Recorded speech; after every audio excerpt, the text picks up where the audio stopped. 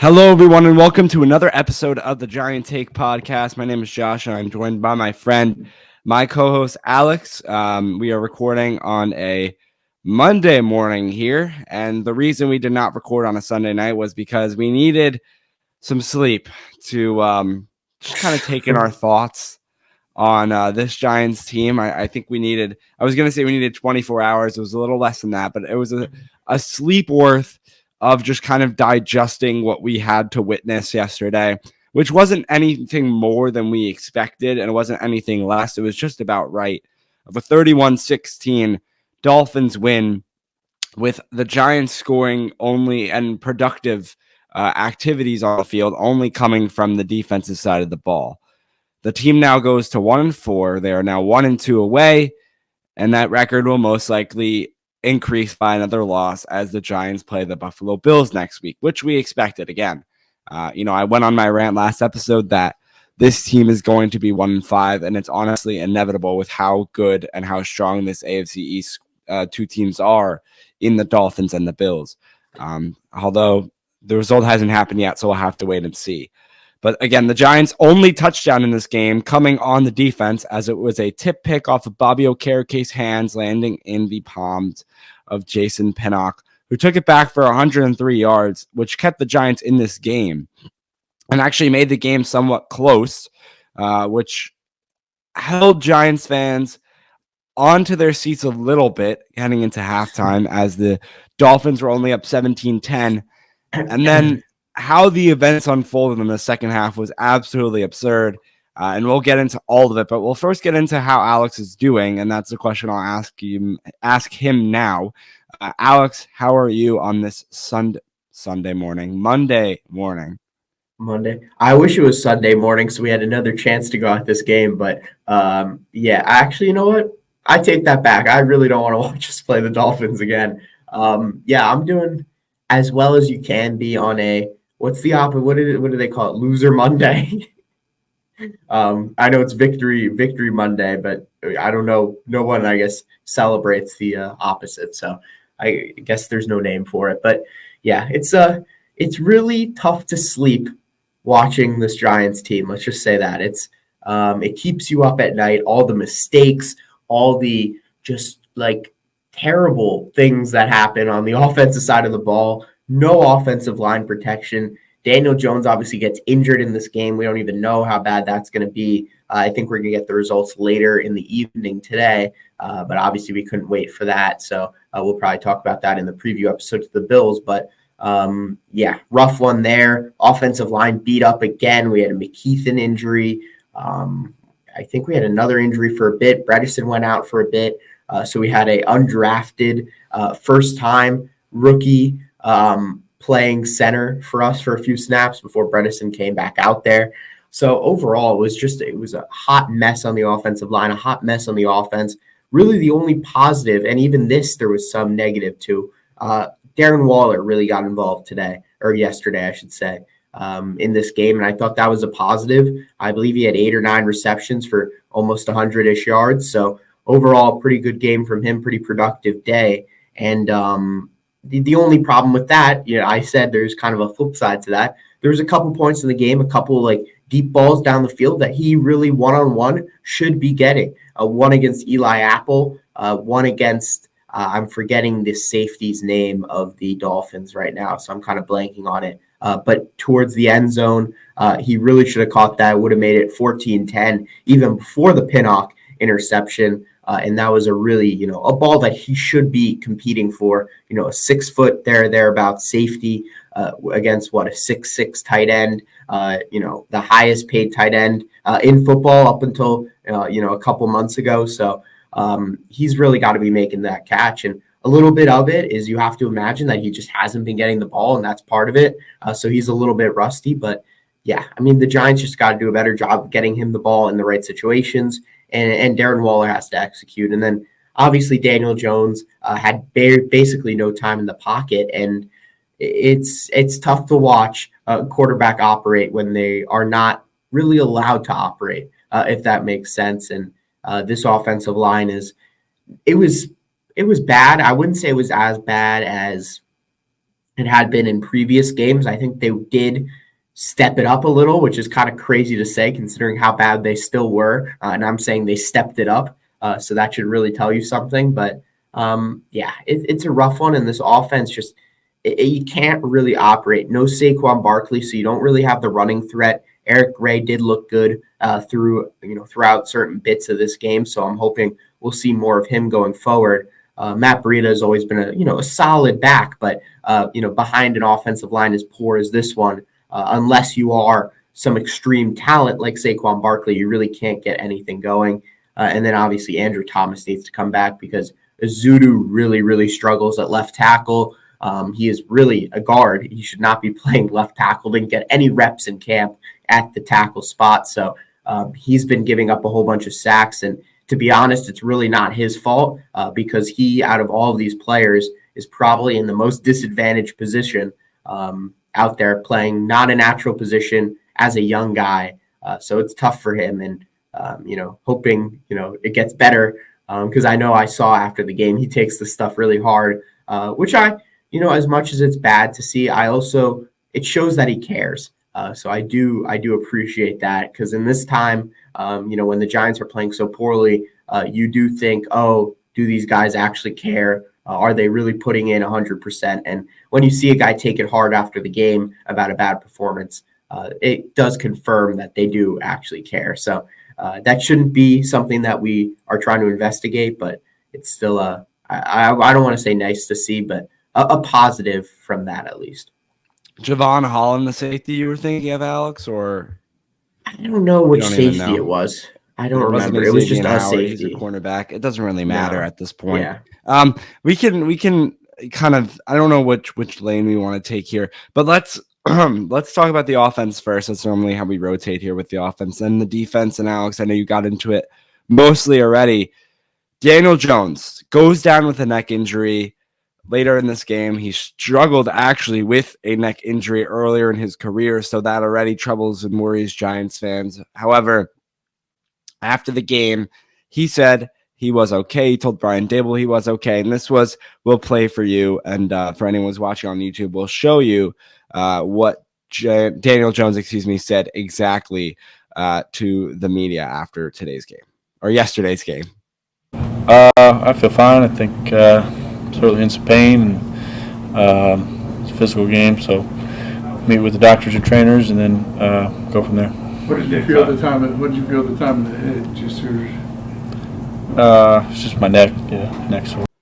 So Jones going 14 for 20 on the day with 119 yards, no touchdowns, no interceptions. At least that's a good thing that he didn't throw a pick before he got injured. And then you had Tyrod Taylor coming into the game, 9 for 12 with 86 yards. Then Taylor gets injured, and we're worried Paris Campbell is going to come on as the emergency quarterback in this game, which is absolutely wild and just, I think, defines how this Giants season has gone.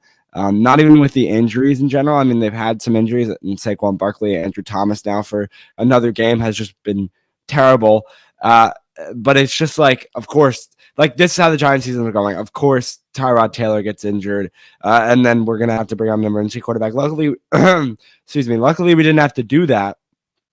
But Taylor, even when he came in, as my voice is leaving me out of nowhere, Taylor, when he came in, also got pressured a ton, even on his 9 for 12, 12 snaps that he took. Maybe he was pressured maybe 8 of those times. This Giants O-line is absolutely horrendous. Another Evan Neal clip goes viral. I'm not surprised, where he completely just missed the block and stands there trying to help double up one of the players that who was that? Not as bad as the which one? The one for he was trying to double up on a guard. What guard was he trying to double up on? This was just an honest mistake, to be fair. The other one was just, I don't even know what he was thinking. Well, it was a mistake, though, and that's still a problem. It doesn't matter he could be not honest too, Alex. He could be lying. It'll still be a mistake. Okay. But who is the guard that he would probably be doubling up on? I can't think about it because there's been so many rotations. McKeithen went out with an injury. That's what I'm saying. At that point, who was it? But anyway, Evan Neal basically shifts to, what would that be? His left side, or to try and double up to the guard side? Yeah, well, I know, but what's that? It doesn't matter. Okay, he tries to The shift guard's to the left. Yeah, Yes, there. thank you. Yeah. Tries to shift to the left side to help out with the guard and just leaves a defensive tackle on the edge, completely unguarded, to run right to Daniel Jones. And, that clip went viral, and nothing new from Evan Neal.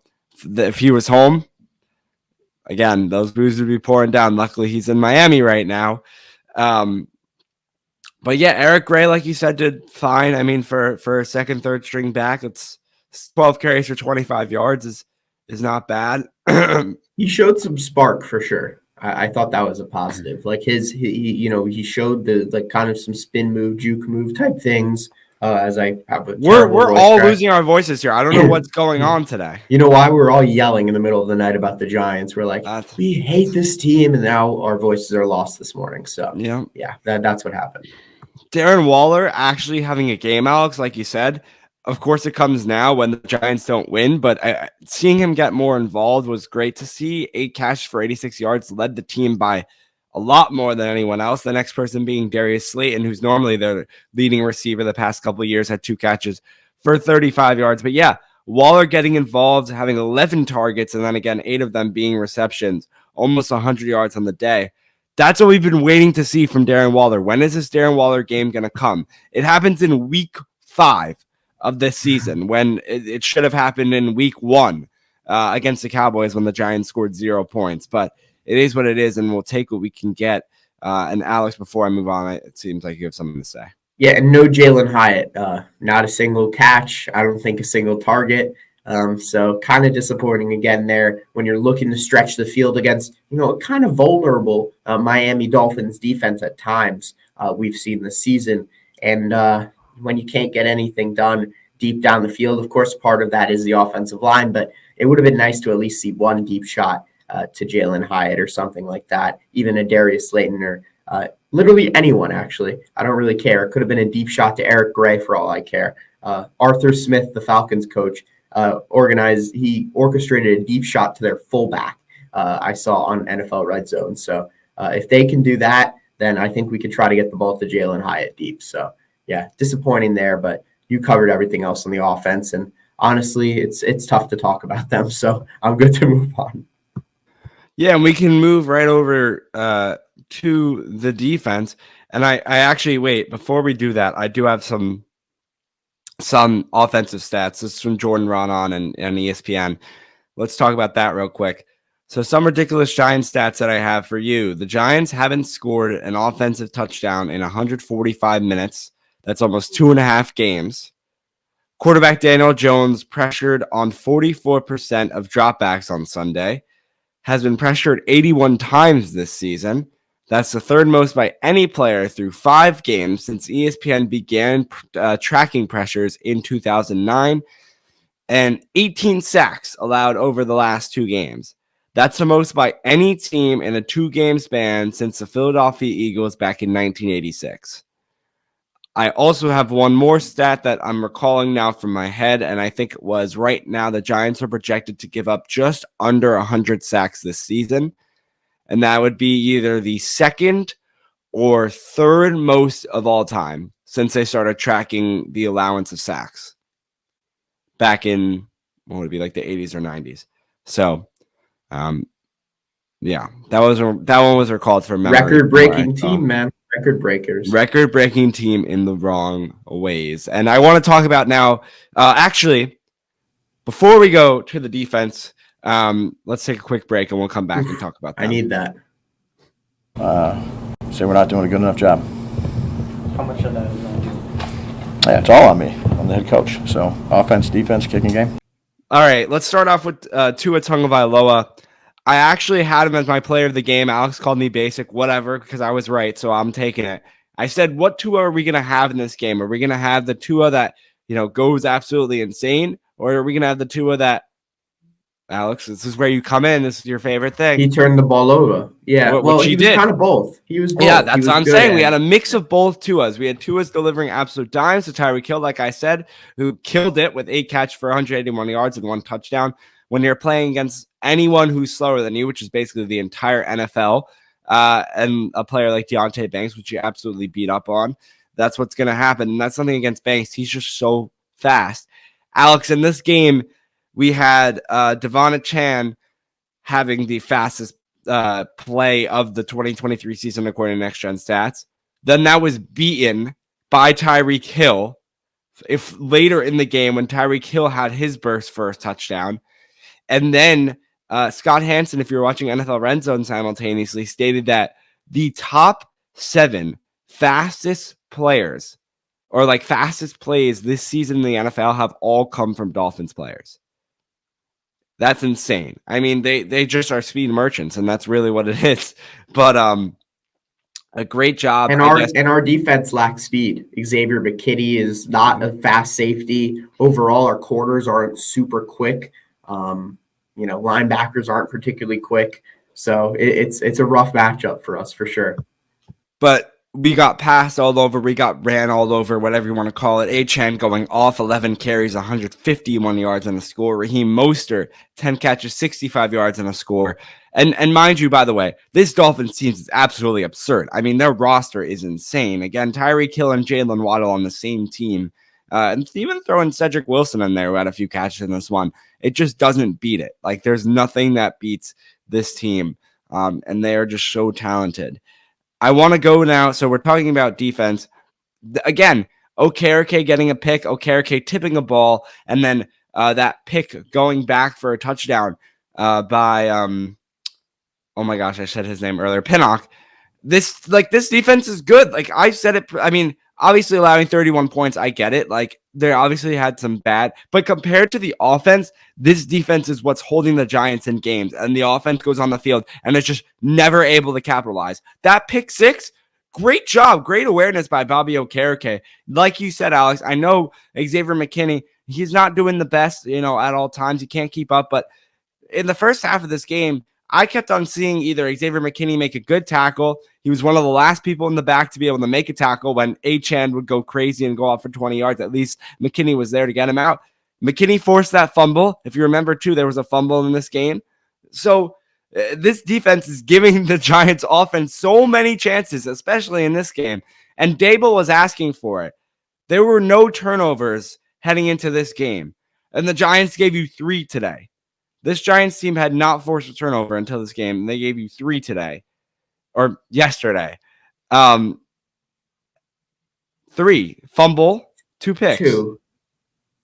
2 picks. Oh, Bobby you're right. As well. 2 picks. They gave the Giants offense 3 chances. One of them, the Giants offense didn't even have to do anything because Pinnock took it all the way for a touchdown and got 6 points on the board. And what did the Giants offense do? Nothing, because they can't. Because Jones has no time. And because he has no time, he gets injured when he gets pressured because he hurts his neck because his neck snaps back from a defensive lineman hitting him.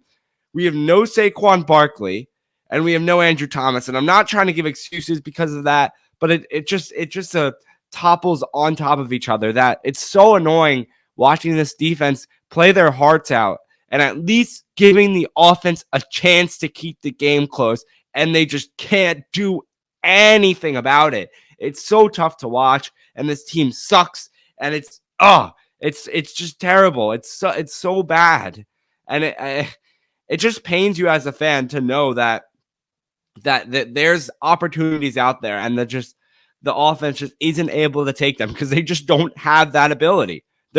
Alex, that's what it is. They're just not good enough. This offensive line. And we've been saying this for years now. That's what we've been in the rebuild since the Super Bowl on this offensive line. We've been saying this for years. The offensive line just doesn't have enough abilities to do well. They don't have the skills. It literally comes down to that. It's not like, where they're missing a block here and there. No, they're just not good enough. They're not good. Like right? I feel like it's plain and simple as that. And Evan Neal's not panning out. Josh Azudu, he's doing his best. Sometimes he has good games, sometimes he has bad games. We're losing centers. Chamis is out. Ben Bredesen comes in. He goes out.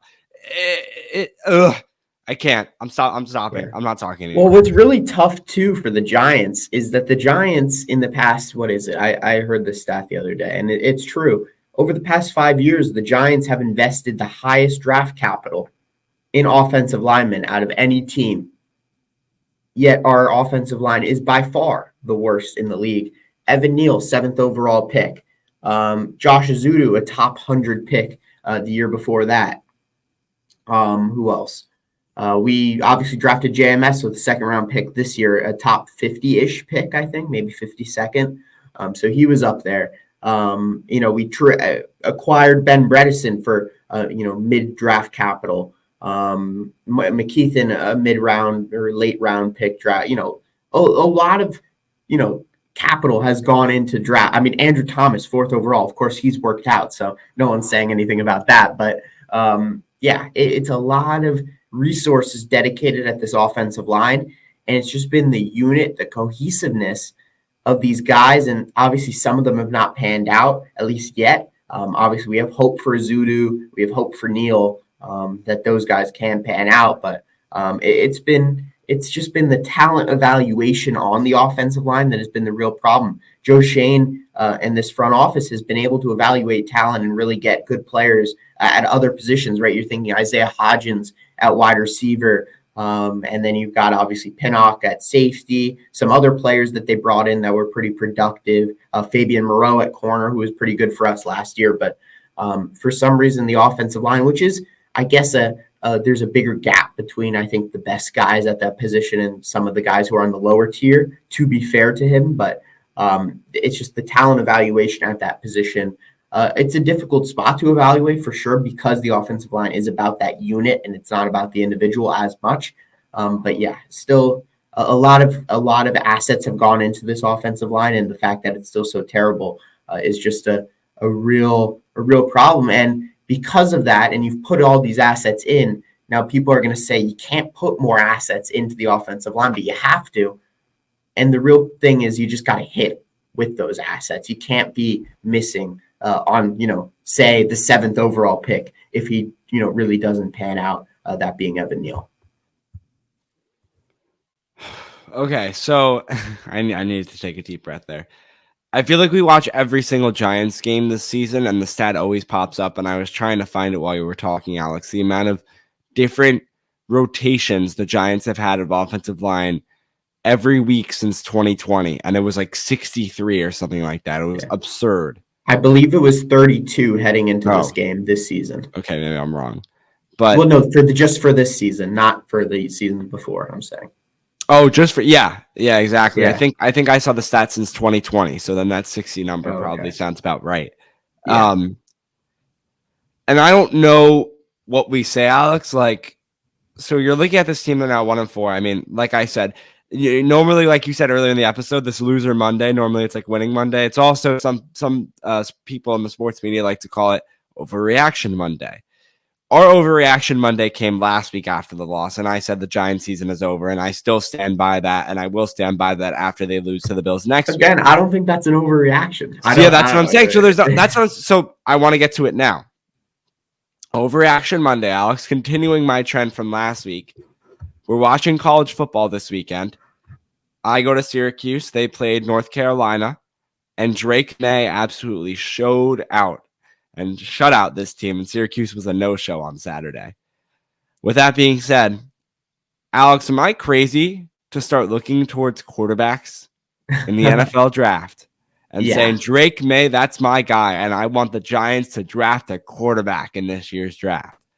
And I know Daniel Jones just signed 4 years, and I know it won't be until the end of next season that the team has an availability to be able to opt out of his contract. Am I at that point now where is it Jones' fault or is it the offensive line's fault? Is it a mix of both?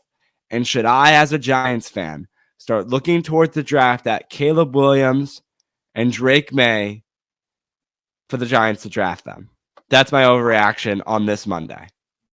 I don't know. I think it depends, right? Let's say we're sitting here 10 weeks from now and the Giants are in the same-ish position that they currently are, and they're within striking distance of those two guys. Caleb Williams and Drake May are going to be top 3 picks, right? Marvin Williams is going to be up there too, at the receiver spot, generational talent. So I think those 3 guys are going to be the top 3 picks in this year's draft. But if you're within the top 3 picks, I think it would make sense. But then again, I just think if you can get another talent at another spot and say you're picking 5 to 10, it's probably they're going to stick with Jones would be my guess. But I mean, it's too early for this, honestly. Like, I get why you're saying it because, the Giants have been so bad. And obviously it's been kind of the topic of conversation online and on socials, on Twitter specifically. So, yeah, I understand what you're saying. I think if you really are going to get the number 1 or number 2 pick, I think you would have to heavily consider it because those two guys, like you mentioned, Caleb Williams, Drake May, they're elite talents and, they could change a franchise going forward. But you'd have to invest, if you're investing in one of those guys in the draft, then you got to spend big in free agency on a lineman or a couple of linemen to protect your new quarterback. And also, I think you'd have to have Daniel Jones as a bridge, which I don't think really makes sense at this point in time because now, we see QBs as raw as Anthony Richardson getting, day one starts. There's not really this, transition period anymore for these quarterbacks, I feel like, coming in. If you're picked in the first round, pretty much at this point, you're starting week 1. And that's kind of how it feels, in the modern day NFL. So it's a difficult scenario because of the fact that Jones just signed a contract. Obviously, if he was just franchise tagged, that conversation, I think, would be much, much louder. All right. So I think we'll leave it there, right? My voice this episode has sucked, just like the Giants team. So with that being said, again, 31 Dolphins, 16 Giants, and the Giants move to 1-4 with they haven't flexed it yet, right, Alex? Still a primetime game against Buffalo? We somehow NFL has to be losing their goddamn minds.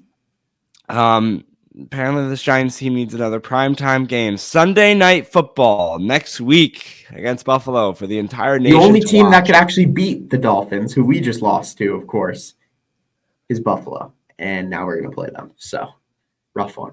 Well, storybook. Bills go to London, lose to the Jacksonville Jaguars. Whoa. Bills come back. They're at home. Lose to the Giants, and the Bills have back-to-back losses. What is going on in Buffalo? Is that a possibility? Can the Giants rewrite the storybooks for Buffalo this year?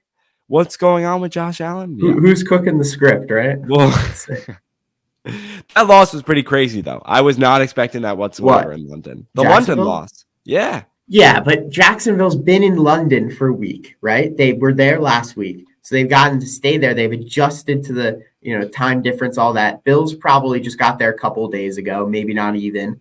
It's a heavy advantage. And then obviously the Jags are technically at home there. It's kind of like the UK's team. So they definitely had a leg up going into it. And the Jags aren't a half bad team, of course, but I wasn't as shocked, I think, by it as many people were online, like you're talking about, like you're saying. But yeah.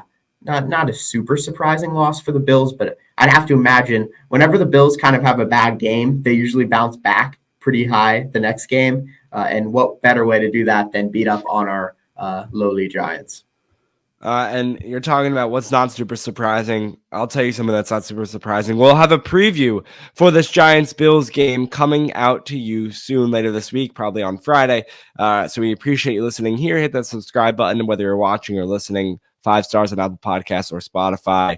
And our social media platforms, at the Giant Take Pod on Twitter, TikTok, Instagram, and Facebook. Alex on Twitter at Anorin23. I'm on Twitter at Joshua29.